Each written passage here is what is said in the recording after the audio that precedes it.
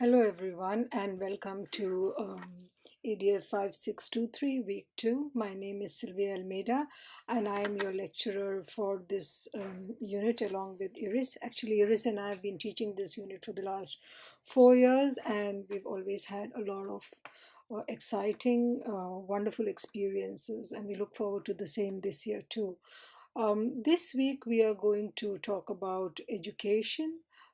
So in week one, you've kind of been introduced to sustainability, the various terminologies and what this really means. This year, we want to focus on education as a change agent and how that helps support better understandings, if any, of education for sustainability and environmental education. Before I begin, I really would like to say that it's really interesting to see the diverse range of experiences that you bring to this unit. I've been reading your introduction, and it was really nice to see both the cultural diversity and the range of experiences you bring.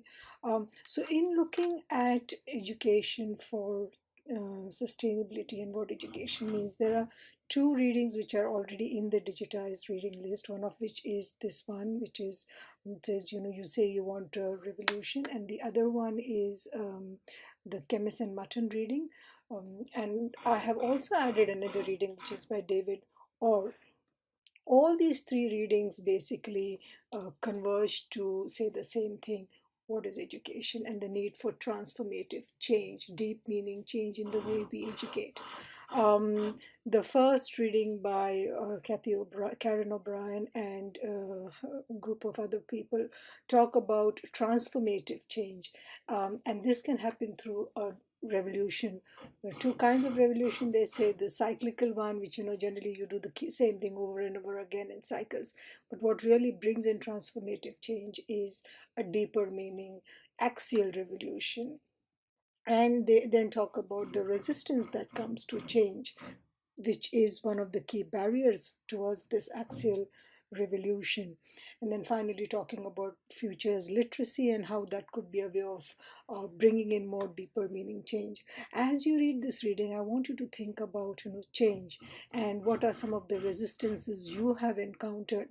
In fact, that's going to be one of the your task for this week, looking at what kind of change and resistance, especially towards priorities, interests, habits, loyalties. These seem to be some of the main barriers.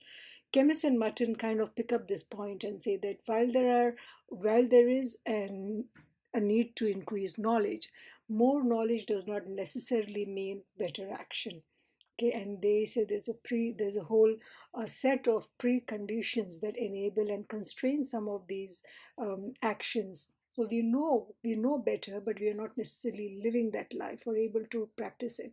And these conditions, chemist talks about, are, he calls them practice architectures.